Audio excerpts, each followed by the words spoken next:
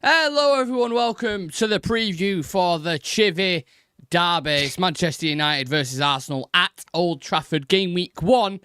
We are ready to start winning games, hopefully. We're going to discuss the summer that both clubs have had, past recent games, expectations for both clubs, tactical setups, Sesko versus Gyokeres, and the rest on top of that. Alongside me, I have my brother Sam McCabe, who I imagine is cautiously optimistic like myself. What are you expecting from this game, Sam? Maybe not. Maybe I'm wrong. It probably shows my mentality that I am hoping for a draw. Like, I take a draw at this point. That's probably where my head is at. If we can get away with a draw, I think most fans would be all right with that and come away happy. I think if we get plastered or beaten quite successfully, I think that's going to put like a general overall terrible mood on the start of the season, isn't it? If we win, then fucking pants off, innit? It's off to the races. But yeah, I'd say it's not the end of the world if we do lose. It depends on the display. But I'm kind of hoping for a draw, so maybe that puts you where I'm at this point. I'm not very optimistic that we can beat them and win this game. I think it's interesting either way it goes, isn't it? If we win, people are going to get expect maybe too much more and get really excited and be like, oh, we're back, we're finally back, and then you just know a week later or a few weeks later when we play Burnley or something, we've got Fulham struggle there the week after, haven't we? So we'll probably lose to Fulham the week after. This is what I'm saying. So yeah, I think we need to be very measured with this, which is why, to be honest with you, a draw would. I don't want to do me score prediction too early. I'm just saying a draw I actually wouldn't be upset with. No. If we play well. If there are signs there and there are promises and I can see what he's trying to do, bits and bobs that we've seen for pre-season, then cool, that's fine. But we really don't know what to expect going into this one. I suppose you can only measure it off kind of the pre-season that you've had, right? So coming into pre-season and when we was kind of scoping the transfer window and our fixtures ahead and how we think we'd do, are you overall happy with pre-season and everything and the work that's been done leading up to this match?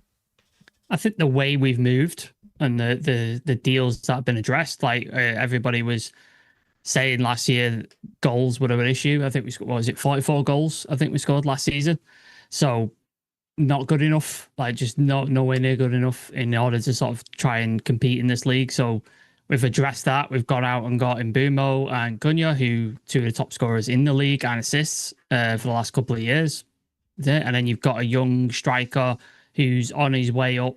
His potential ceiling could be that of a Haaland and those type of players if he gets it right and puts all the pieces together. He also offers something tactically so different from what we had in Rasmus Højlund. He's good in the air. He can beat a man. He's also quick, and he's a bully as well, which none of the things we could do with Højlund and stuff. So I think that offers a lot more. So I think we've addressed the attack quite well. Diego Leon, another nice little young signing to keep your eye on, which Ineos are very good at. Obviously, the disappointing news with Carlos Baleba today means he's not coming to the club, but apparently there are other targets. Simon Storm mentioned Morten Hjumlund, which, if that happens, my pants are off because that's a target I would love to see. Much like you did with Sesko, if that guy comes in, I am going to be singing for the rooftops every week about Morten Hjumlund. So, so far, so good. Obviously, I think we all thought a goalkeeper would be a good option, but I think we all said we're not going to solve every issue this summer. It's just not possible. So I think overall, pretty decent window. I think we've done well. I'd agree. I'll add on to that. But for anyone who hasn't seen the Baleba news, so Man United not planning to proceed with Carlos Baleba move this summer. Indirect plus direct contact between clubs, but Brighton clear, not for sale, and level of fee to consider deal too high. 21-year-old midfielder keen on United, but not unhappy at Brighton. Basically, that's the situation. I think I also seen something as well about him still wanting to move to United and still wanting to push through. But it just seems really difficult. There was also Ornstein, level of money for Brighton to consider the deal was around the £115 million mark. Same amount Chelsea spent on Moises Caicedo. This is beyond what Manchester United were willing to pay in the current market. And I think we had that conversation yesterday. And a lot of people were like, just pay it. I am quite happy for United to walk away from that deal. I agree. 150 million is just ridiculous. It's far too much money. It's far too much money for a guy who's had one season. Extremely talented player, fantastic player. Would love him at the club. I'm not doubting it, but 150 million is ridiculous. It's just ridiculous. Yeah. So I'm glad we've walked away from the deal in terms of the price and stuff like that. You never know next year. Like he said, he wants to be at the club. Maybe he pushes for a move next year. Maybe there's some not.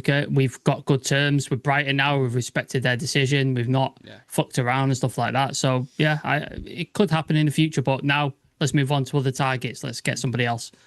I understand it from Brighton's perspective as well, because I think in their heads they're probably thinking we'll get 115 for him next season if he continues growing how we think he's going to grow. By next season, there's going to be more clubs involved, which automatically raises the price up, and they don't have to sell. They're not in desperation.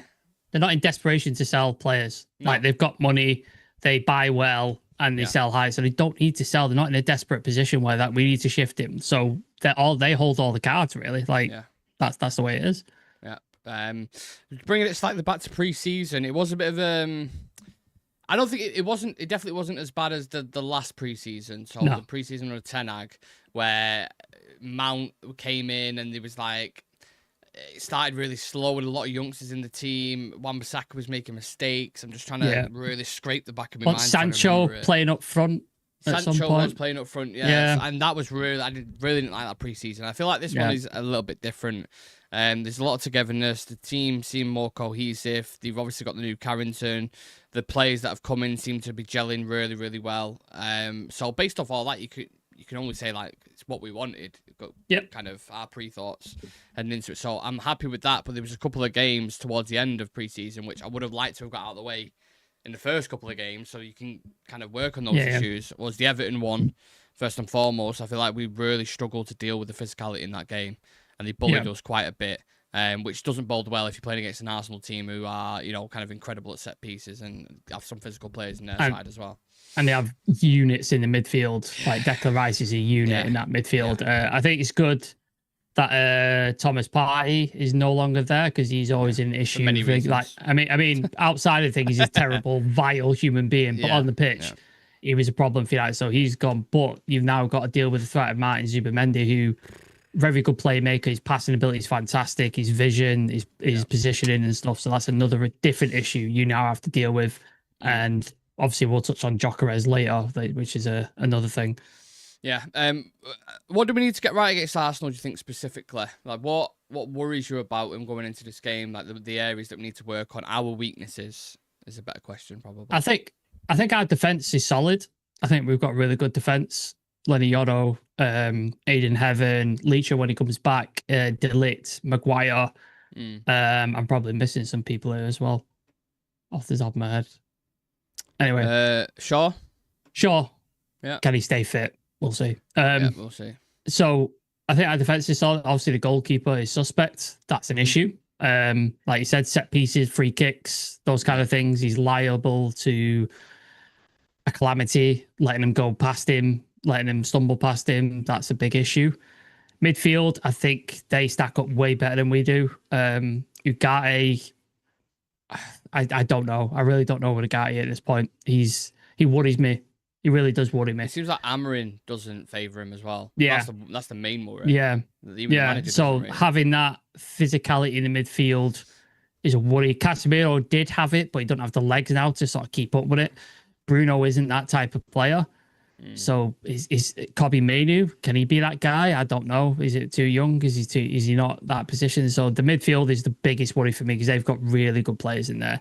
Declan Rice, Zubimendi. I'm sure there's another one I'm missing. Ødegaard, he's further up though, isn't he? He sort of plays in the 10 position. Jorginho's gone, hasn't he? He's left. Yeah, he's gone. Yeah. So them two worry me. Norgard, yes, that's the guy I was thinking of. Norgard, I rated him very, very highly at Brentford. I thought he's a fantastic player, captain, leader, experienced as well. Lost without whenever he he looked lost. Yeah. So he's a really shrewd buy. He's like 15 million, I think they got him for. So really shrewd buy. So yeah, he's a good player as well to keep your eye on. So that midfield battle's going to be. We're looking on the weaker side of that. I'd say it's not going to be a battle, is it? On our end, it's going to be coping. I think. Yeah. I think we have to limit them completely. Like, whatever, dark arts, professional fouls, whatever you need to do, piss them off, wind them up. Just do something like to break up that rhythm that Zubimendi's want to go and he's going to want to pass them with. I think up front, we're quite comparable, I would say. I think we've got obviously they've not played together on paper. Yeah, on paper, yeah. Our front three haven't played together that much. Neither of theirs. Gyokeres brand new, so he's not played much. Brand new. Madueke's brand new. Saka is obviously we know what Saka's about and how good he is. So they've not played together, so maybe there's a similar thing there. The chemistry's not quite there. They don't quite snap into things. And it's the same with ours. It's a brand new front three. We don't know what we're going to expect or how good they're going to be. On paper, it should be great. But again, these things take time. It could be 6-7 weeks before we start to see them click and start to see them understand each other. So, yeah, I don't know what we're going to see up front, really. The midfield, though, I just think that's the biggest worry. That's the really worry for me. If anyone's just joining us or you're watching this later on, please do get your thoughts and feelings about the game on Sunday. Any kind of opinions on Arsenal, United, the transfer business that's been done, any kind of score predictions or who you would start on the pitch as well. And I'll get to those comments shortly. Just lastly on Man United, I wanted to ask, saying that there's 2 questions, but they kind of fold into one. If you're Ruben Amorim, without giving away your team, which way are you leaning towards? Because we saw Mason Mount starting in the attack line quite frequently, who off the ball, pressing wise, is really, really good. Like one of the best players that we've got, and he just suits the system perfectly. And he's had a good pre-season as well. No, there's been I'd say there's 3 players that stood out in pre-season. It's Mason Mount, Lenny Yoro, and Dorgu. They stood out to me on pre-season. They were the 3 players where I was like, they're going to have a good season because they've looked really good in pre-season. So, Mason Mount. Let me just add on to this. Sorry, 2 seconds. So you've got that. You can either start in the forward line as a false 9, whatever you want to call it, but also they spoke in the press conference as well about him potentially playing in the midfield for legs if needs be, which I don't know if he's going to do that or if Mount drops into the midfield. Cunha and Mbumo as a partnership forward maybe. In like a 2. Yeah, and then bring Sesko on. Maybe. I don't know. Yeah, it could be. You've got to have options, haven't you? Keep Arsenal guessing. You've got to have the thing. So if we say we do start with Mount and he does drop deeper and sort of makes that midfield free and we have Cunha and Mbumo going forward, you've got people who can supply those balls. Mason Mount can supply those balls. Bruno can supply those balls. Kobe Mainu, if he's there, he's good at that sort of thing. Yeah. Supply them in behind and those kind of things. Obviously you've got Mbumo set pieces and his crossing ability is fantastic. And if you sort of maybe you can limit Arsenal during the game, stay in the game 0-0 or maybe 1-0, something like that. And then towards the end, they're getting a bit tired and a bit stretched. You could change things up, throw Sesko on for the last half an hour, cause chaos in the box with his physicality, his aerial ability, and that kind of stuff. And then maybe you could statch a goal or maybe you could even statch a win or something like that. That could be an option. So I think Amorim's got different alternatives and options than he did last year, where it was it's Højlund, Garnacho, and whoever we could play on the right, and that's it. That's all we had. So teams knew exactly how to think because you knew Højlund was going to try and fight a centre back, shut that down. It's fine. You knew Garnacho was going to try and cut in and try and shoot. He's not going to pass to anybody. So you just shut the attack down quite easily. There's nothing to think where you've got different dangers here. In Mbumo, like I said, with his set pieces across, Cunha likes to run at players and take players on. Sesko is different with his aerial ability and his physicality. So you've got options there, which I like, which is something we didn't have last season. So I think Saliba and Gabriel will definitely have a bigger test than they did last time. I mean, Xerxes fit as well, isn't it? Yeah, exactly. There's another one. Another one there who, if you remember last time as well, against Saliba and Gabriel, there's a clip where he just... he had a great moment, didn't he? Mugs. Yeah. So, plenty of options for United, but I think plenty of options for Arsenal as well, to be fair. Up top, they've got someone that, I think they might end up going with Havertz and bringing Gyokeres on. You know what I mean? So, there's plenty of options, plenty of rotations, which is nice to see from both teams. Would you personally start Sesko, Sam? I personally would. Because I think, what have we got to lose in this situation? This is not a game where it's just all right, let's see how we go and think. This is Arsenal. You know what they're about. They're going to come and try. Burner, is it? They're going to come try and kill you and win the game. So I think, and they're obviously going for a title again this season. So you know what they're after. They want points and they want to win. So I think I would start him personally. I'll get into my team in a bit when we get onto that. But if it was up to me, he'd start. Yeah. Well, you mentioned Arsenal Arteta there. Pressure's on for him now, isn't it? Yeah. How long can he go before he has to win something? Well, you're talking do you reckon if he doesn't win anything this season but finishes second, do you reckon he keeps his job? He's got to go. Yeah, he has to. Do you think he fits fine? I'm saying he has to. The club might well stick with him. I don't know, but it's going to be, especially with Arsenal's fan base. Oh yeah, it's going to be a tricky sell to say we go again, we keep digging. I mean, how big are those shovels? Like, you read this every year. It's the same message. Is this the 3rd year, 4th year? 4th year, I think. Yeah, 4th year. Like 3rd, 2nd, 3rd. Like, yeah, mate. So it's like 4 years of finishing 2nd. Like, you need to win a trophy. Like, either the Champions that's been spent. And the money's well, yeah. You brought in Declan Rice, you brought in Gyokeres, you brought in different players and stuff. So I think, you need to win something. You absolutely have to win something. I don't think an FA Cup would be enough. No, even if you won an FA Cup, it has to be a big trophy. If he has another transfer window now, you're talking close to £1 billion that a manager spent. Nearly £1 billion without a trophy. That's unacceptable in any form of life. It's a hard sell. So I think the pressure's on for him, and I don't think they're going to do it. I think Liverpool, with the additions that they've made, I think City naturally are going to bounce back. I think you'll have a surprise one in there with Chelsea. Chelsea look really good. Smash PSG in the final. Might upset a few people. They looked good against PSG up until they bottled it and did a Spurs thing at the end, but they looked good up until that point, so they could surprise some people. So there's definitely, it's not a race where they will definitely be second again. And if they finish outside the Champions League spots, which could be possible, he's definitely gone then, surely. Like, he has to go at that point. Yeah, you would think so. In terms of tactics, do you expect Arsenal maybe to have the majority of the ball and us to play kind of a transitional game, do you reckon? I think there'll be ebbs and flows. I definitely think there'll be moments where Arsenal have more of the ball because they do have more sort of playmakers and technical players than we do. But I think we'll have our moments where we will go at them, and there'll be moments like sort of when we're pushing forward, maybe looking for a goal or the attack. We've seen those moments against Bournemouth in pre-season, a couple of moments against West Ham as well. So I do think we'll have our moments. I'm still waiting to see the full vision of what Amrin is trying to do, and I don't think we'll see that until we get a midfielder in. I think once we get a solid number 8 in, or number 6, we'll start to see that come to fruition. Because I think we've got all the other parts. We've got the wing backs, the front three looks good. I think the midfield is the key item, and I just think until we get that, we're just going to be so open and at risk when we are going forward. If we do lose the ball up top, and because I know we're pressing up top and pressing forward, but if we do lose it, it's going to leave us wide open. And when you've got players like Declan Rice and Zubimendi in the middle of the park, it's definitely going to be a problem. I have to admit, I'm very 50-50 on this game, me. Probably say more 65-35. Just because those last 2 games of pre-season, Everton and Fiorentina, have just left just a bit of negativity. I really do hate being pessimistic, but if you play like that against Arsenal, I mean, I watched Arsenal's last game against Spanish opposition. Forgot the team's name. It was either Sevilla or Atletico Madrid or something. I can't remember who it was. I watched the game.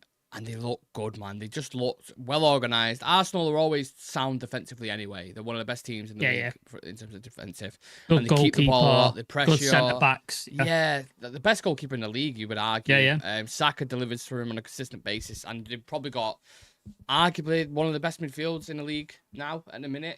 Yeah. So I'm looking at the game like that. It's a tough ask. I really think it is. Arsenal have got a history of bottling things, haven't they? Like, even when things are laid out on a plate for them and it's like, all you need to do is win, they bottle shit all the time. It happens so many times. Like, do you remember that season where they were like, was it 6 points ahead? And then they fucked up against Southampton. They lost against Villa, and I think they lost it, and they gave City the title. Yeah. And it's like, they have a history. They do this all the time. In Champions League, they've done it plenty of times. So I just think they have that weak backbone at times.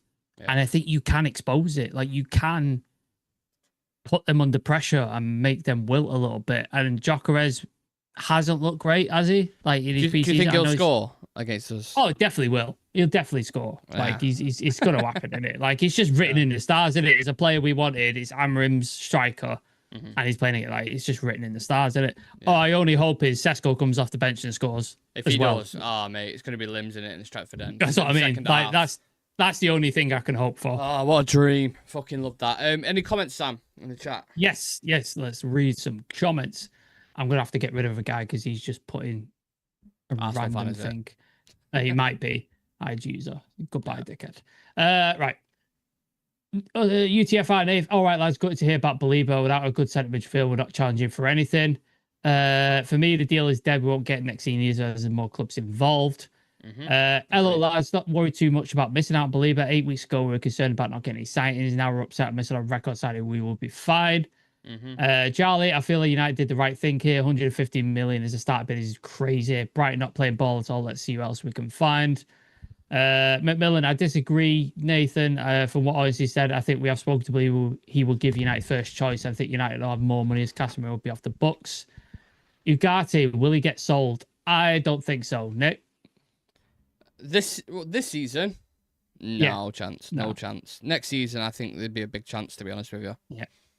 Elite Baller, I want to buy the player Brighton will buy to replace Belieber. He's already in the door, mate. He's already there. Like, I think he went on loan last year, so he's already in the door. I can't remember his name off the top of my head, but he's already there. I reckon they want Belieber. He's prem proven. I'd love them to buy some unknown, cheaper player that makes an instant impact like Dorgu. Yeah, I hope they're looking. I hope they're looking at players, and there's players out there. There's got to be someone out there. Even for 60 million, like, if you're going to spend 100 million on Belieber, there's got to be someone out there. Sure. Elite Baller, do you think Humlin's an option? Or if he is, I'm going to lose my mind. Or if that happens, sure, I'd like Christ. Sam. Yeah. And it wouldn't happen. But Amadou Onana from Villa. Oh, that'd be fantastic. That'd be really good buy. But they bought him for 50 odd million. And He's going to be 78 years, isn't he?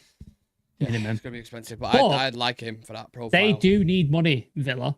They're in PSR constraints, so maybe you could do a deal there. Potentially. Nath, I'd definitely start Sesko, let him loose on them. McMillan, I want Hayden Hackney. And then Nathan is also saying I'd 100% go for Hackney. So yeah, there's some I get the Hackney thing, but it's a lot for a kid from the Championship to come in. Yeah, he's not gonna instantly turn everything around. Buy Hackney and Belieber, so you've got like a contingency plan. That's what I'd do. Yeah. Right, some key stats for you. Obviously, the past couple of times we played Arsenal, it's been pretty even. We had 1-1 draw at Old Trafford, knocked them out of the FA Cup with a crazy game, one of the craziest games of the season, and then they beat us at the Emirates, I think, which might have been under Ten Hag. Can't really remember. Was that the Garnacho goal that you kept going on about? Was that one? No, that was the season before, I think. Okay. The VAR decision you're on about. Yeah, and then they literally about 5 minutes later scored 2 goals, didn't they? Yes, in that was right. Yeah, that was in the Beetlejuice kit that we had. Yeah. Before. Manchester United have lost just 2 of their last 18 Premier League home games against Arsenal. 1-10, drew 6, though both defeats have been with Mikel Arteta in charge of the Gunners. Arsenal have scored in each of their last 11 Premier League away games against United, 14 goals, having only managed to score in 10 of their first 22 visits to Old Trafford. Man United are beginning their Premier League campaign for the 9th successive season at home, the longest run in English top flight history. Talk about cup competitions as well. Andy Mitten always went on about it, didn't he? Like the cup draws at home. Something in the air. It's almost like they want United to be at home in a competition. It's weird, that, isn't it? There must be some money in it somewhere. For someone. So. Definitely is. I don't think that's a conspiracy at this point. Man United have won their opening match of the Premier League campaign more often than any other side, 22 times, whilst also having the best win ratio on match day 1 of any side to play in more than one season. So some pretty positive stats there for you, but the stats, and sometimes stats don't care about your feelings. Now, ones to watch in this game, Sam, who are you going with? One from Arsenal, one from Man United. Arsenal's Zubimendi. I think he's a very, very good player. I think we were quite lucky when we played Real Sociedad. He was out injured in the first game. I think we got away with something there because he's definitely a playmaker. Still scarred from the final as well with England. Jesus Christ.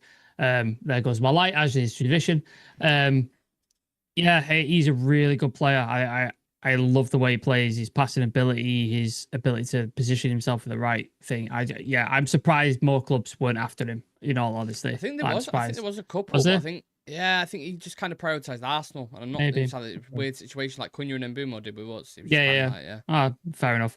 But yeah, he's definitely one that I would look at. And then for United, it's, I think, Cunha. He's the X factor, I think. Interesting. You'll see in my team why I haven't picked Mbumo as my sort of one to watch. But yeah, Cunha, he's had the most of preseason. We got him early. He's played all the games. He's fit. He's ready. He's raring to go. He's got something to prove. He's at Manchester United. He's all he ever wanted is to play for Man United. Yeah. He knows the league. He knows Arsenal. He caused Arsenal problems with Wolves last season. I think he's going to want to prove something, and he's going to like absolutely try and dominate. And like you said, he's got that Cantona-esque sort of arrogance about him.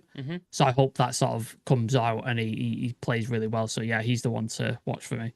Yeah, I think that's fair. Either of them is a good shout. I've gone Sesko, and the reason I'm not just gone Sesko just because I'm thinking I really like Benjamin Sesko. Everyone knows that. It's well-known knowledge at this point. But I think he just bringing him in, it'll just bring that kind of like, it's like you touched on before, even if it's as a sub, that kind of, oh shit, this is a different kind of option now. This is, you know, they started with Mount or Xerxes, they're dropping in. Sesko's going to come in and start bullying centre backs and winning balls in the air. And I could definitely see him scoring a header if Brian Mbeumo starts alongside him as well. So I think Sesko's one to watch for United. For Arsenal, for some reason, Declan Rice always seems to do something against us, whether it's a set piece, a goal, or a moment in the game. In that game that we touched on before with Garnacho, he was the one, I think, who took the corner, and I think he might have got a goal as well. So. Yep. Declan Rice is the one who I would keep an eye on, but obviously they've got talents literally across the pitch, so keep an eye out for that. Now, let's do predicted 11. Sam, yours is on the screen first, so talk us through it, please. I'm going to have to remember what the fuck... I've got it up on the screen here, hold on. I can't remember who I picked. So, no rush. I've gone with Onana because apparently he is fit. And Bayern is even worse. Bayern I mean, he had a good game against Arsenal, didn't he? So maybe one or two games, good games he's had, don't it? But I think Onana is going to be starting goalkeeper this year. Obviously, the Donnarumma dream's over, so we can forget about that. Yoro has to play. I think he's our best defender at the minute. I think he's phenomenal. Has to start. I put Maguire in the centre to sort of deal with their sort of forwards or anybody think battle them. I've put Shaw at left centre back. I was thinking about Aiden Heaven, but then he had a bit of a knock, didn't he, against Fiorentina? So I'm like, I'm not sure how fit he is. And I don't know whether Amrin would put him in a game of this magnitude. I think he played well last time he played against Arsenal. Yeah. He played against them, didn't he? Yeah. Someone reminded me of that the other day. We'll see. Dorgu, because I think he's had an excellent preseason. He looks to be really, really good in that left wing back position. So he starts. Ahmad at right wing back position for the same reasons. Of course. Yeah. I think it's going to be Ugarte, Casemiro in the midfield. Ugarte, yeah. Well, wow. You'll see it with my front line. I put Ugarte, Casemiro because we need a player who's going to make tackles, break up play, and stuff like that, which is Ugarte. And then Casemiro is passing ability is fantastic. His ability to score goals with his head and stuff like that. I think he's very. And I've not put in Mbeumo because he played 30 minutes in his first game, and then he came off at halftime or somewhere halfway through the second half, I think. So I don't know how fit he is. And I think he might be used as an impact sub, similar to Sesko. So I put Bruno on the right-hand 10, Cunha in left-hand 10, and then Mount up top, as we spoke about, because I just don't think Sesko's fit yet. I know he played a game behind closed doors, but I don't know if Amrim's just going to be like, yeah, chuck him straight in the deep end from game one. I think he'll be used as an impact sub, and I think Mbeumo will be used similar. I think you'll see Mbeumo come on for Casemiro maybe. Bruno drops back, Mbeumo goes in the thing, and then Sesko comes on at some point for Mount. I think that's what you'll see. Yeah, the Mount thing I think I definitely agree with. Just to go through mine, why the fuck is Bayern Day in net? Bayern Day? I definitely didn't pick him in net. On mine, I've got Onana. Your Nick predicted 11. Oh, I don't know. This one's got Bayern Day. Just picture... yeah, I don't know if I've... Fuck it, we'll go with this anyway. It doesn't matter. Right. We'll go through it. Bayern Day in net, but swap that for Onana. Yeah. Yoro, Maguire, and Heaven mainly, and Heaven in there mainly because I think the performance against Arsenal last time was decent. Obviously, knows a couple of players quite well, but again, at the same time, I wouldn't mind if Luke Shaw's there. Luke Shaw knows Bukayo Saka's game inside out. So if he starts there, equal. I'm not really mad at any decision you go with at left side of centre half. I think they've all got their own kind of qualities. Patrick Dorgu for the same reason as Sam says, and Amad Diallo, just obvious ones. I'd be very surprised if none of them started. If Dallo started or something, I'd be a bit worried. Oh, gee, please no. Yeah. Casemiro and Bruno, because I had a look at pre-season, and he did Kobe and Ugarte, then he did Casemiro, Bruno, then he did Kobe Ugarte, and then he did Casemiro and Bruno Fernandes again. So I just feel like they're the partnerships that he's picking for whatever reason. They've all got their own kind of different qualities and stuff. So I think he will go with Casemiro and Bruno for this. Bruno, the captain, obviously, and then Casemiro, experienced. I think they might not sit deep, but be very pragmatic and look to kind of spring on him. So that's why I think Bruno and Casemiro be in the side. I think Brian Mbeumo starts just because of his quality on the ball. And I think if you need goals in the game, look at his output last season, 27 goal involvements. You have to play him from the start on the right-hand side. Maybe take him off after 60, 70 if you need to be. That's fine. Benjamin Sesko in. This one's a tricky one. It's kind of half and half. I can see the theory with Mason Mount starting, pressing from the front, again, playing into that kind of pragmatism, dropping into midfield when you need him to make up the numbers, and then bring Sesko on. But even if you go with Sesko from the start, I think he's going to be a problem. He's definitely fit enough. Amarin spoke about that in the press conference. He's ready to go. He's eager. And I'm sure from Benjamin Sesko's point of view as well, with all the stuff that was ongoing with Arsenal and then not deciding to go for him, they went for Gyokeres instead, who was a United target, and then Sesko coming into the fold and playing in his mind, as all players have this kind of level of form of arrogance. There is going to be something there where he's like, I want to prove myself. Imagine the headlines that I'm going to get if I manage to get a goal against Arsenal in like the 80th minute at the Stretford end. What a dream start that would be for Benjamin Sesko. So I'm not too bothered whether he comes off the bench, whether he starts, whatever it is, as long as he plays and gets on the pitch so we can see what he's about. Don't forget as well, he's talented. We spent decent money, but he's also 21 years old. So don't expect the absolute will from him, but he's a decent player. That's something I'm saying. Cunha's an obvious one as well. Can you still hear me, by the way, Sam? Yeah, my headphones died, so now you're on speaker. So if you hear a bit of feedback, just let me know and I can mute myself in between. Yeah, no, I agree with you. Like, if Sesko comes in and it comes off the bench and scores, forget about it. Like, forget about it. I will say some stupid shit on Twitter if he does that. So, yeah, like, look out for that. Yeah. Get your thoughts and feelings in, please, in the comments section on those teams, who you would change, who you would bring in, and let us know why. We're going to do a quick fire round, and then we'll get into your comments after that. So, Sam. Yeah. Who's under more pressure, Arteta or Amarim? Oh, it's tough, that one. I would say right now Arteta, but if we have a bad start to a couple of games, it might go to Amarim. Yeah, agreed. Who will end up with more goals this season, Sesko or Gyokeres? Sesko. Yeah, let's just go with Sesko. Fuck it. Who will score first in this game? I think Arsenal. If there is a goal scored, I think Arsenal will score first. Will there be a penalty? No. Who gets player of the match? Am I allowed to say Bruno? Do I have to pick someone else? Go with whoever you think it's going to be. I'll say Bruno because it's just an easy choice. Yeah, I would say Zubimendi. I think Zubimendi is going to run the show tomorrow and really put his name out there to show like what kind of player he's at. Hopefully not. Hopefully it's a United player. But yeah. Right. Any comments, Sam? We can get into. Lucio Gomi, isn't it, at Brighton? That might be the guy. But yeah, that's the guy who's basically going to replace Baliba, because Baliba was in the door when Casido was there and he was on loan. And then once Casido, that's basically how they operate. They already have the replacement ready to go. So yeah, I wouldn't be shocked if United go for Water now, but I would love Water, but he's going to be the same price, is he not? 100 million Palace? Yeah, I think it'd be more difficult to get in. Maybe. McMillan is saying Onana, Shaw, Maguire, Yoro, Ugarte, Ahmad, Dorgu, Cunha, Mount, Sesko. James Rowan, what time did you start, lads? At 6 o'clock, mate. So about half an hour. Would it surprise me if they revisit the Edison idea? I don't know. I didn't really ever see anything solid in Edison. So I don't know. Cunha is a good shout. I think that says for them. Saka, not saying. I mean, you can say Saka, but we know what Saka's about. Like, he's a dangerous player. Humyum or Steeler, yeah. Steeler is a guy I really, really like. I think he's fantastic, but he has done his ACL, so he's not an option in a minute. So he's out for 6-7 months. But Humland, yeah, I'd be all over that. Yeah. Right, time for the realistic or bold predictions, whichever way you kind of want to go with. Do you want me to kick it off? Yeah, you go for it. First official. Are you going for 2-2 again? That's not for Christ. How do you know I was going for 2-2? You go for 2-2 anytime you're not sure. You go 2-2. Yeah. That's what you say.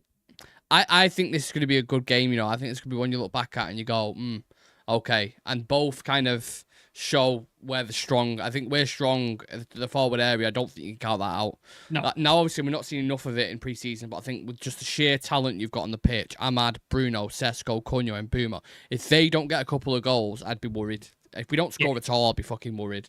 Yeah. So I think we got a couple of goals, but I think Arsenal have set pieces. You look at that Fiorentina goal that we conceded. They're going to score from a set piece, and Saka will probably score as well. So 2-2. Fair, that Fiorentina goal, it was an own goal, wasn't it? Because it bounced off. Was it Yoro? It's just the marking, though. That's what I'm on about. Yeah. Like, the marking's terrible off corners. We're so bad on set pieces. So, yeah. I'm going 1-1. Oh, two draws. I think they score first. Probably, like you said, a Declan Rice goal or something. He'll do something. And then, Sesko off the bench to get the equaliser. Oh, I love that. Mate, I'm telling you now, if Sesko scores on Sunday, I'm more than anyone on this planet, I am going to go fucking mental and love it. And especially if it's a winner. My God. Like, maybe I would be that guy we said at the start. We're almost come full circle here. Yeah. But I said at the start, like, we might get a little bit over-egg it a little bit if we beat Arsenal at the start of the season. I'll be that guy who gets giddy. I will. And then it'll die off after a week or so. So, yeah, we need something positive to go on about, don't we? The way the last seasons went. I think if we get battered in his first game, imagine how miserable it's going to get like that. Yeah. Especially with the Belieber thing not happening. And then you lose against Arsenal. It's going to be a rough weekend for United fans. A couple of last comments. Nathan saying, in my opinion, Mount would be a waste up front. He'll get bullied to death. I disagree. I think he presses well. He's a dog. He causes pressure under sort of like defenders. They might make mistakes, which then Boomer or Cunha can leap on them. I think he could do well. And he can drop in as well. And his passing is good. He's got a good passing range as well. So I have a fairly bold marker to lay down. We will score more by Xmas than we did during the whole of last season. Interesting. Who said that? James McGorgan. Yeah, to be fair, it wouldn't surprise me, would it, really? I mean, how many games do you play roughly up until December 20? Something like that? Yeah. Yeah, it wouldn't surprise me if we got close to it, like 30, 40 goals, genuinely. Macmillan's, apparently United want both Belieber and Wharton. Mupteers said this. I'm not surprised we get Wharton now and Belieber next season. I mean, if that happens, then fucking hell. We are moving. I'll take Wharton. With Palace, with everything that's going on there at the minute, you're going to lose Eze. I don't think we get Wharton unless we're paying over 100 million, personally. But, and Gay's going as well. Like, they had that whole thing with UEFA. Eze might be going to Spurs as well. Like, if you pinch all their top players, like, I just don't see it. I really don't see it. Yeah. Let's see. We'll be active over the weekend anyway, guys. So please do keep an eye on our socials on Instagram, TikTok, and Twitter, as we always say. All the handles are in the bottom right-hand corner of your screen. We are 750 pretty much off 25,000 subscribers. So if you are new, you're watching the preview live or later on, hit that subscribe button. Let us know what you think of the show. And more importantly, get your score predictions in there as well. Leave them in the comments section.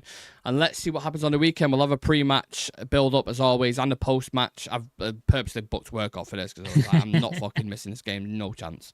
So pre-match build-up and post-match build-up will be available for that as always. And yeah, exciting times. Let's see what happens over the weekend. I don't think anything's going to happen with transfers personally. Sam?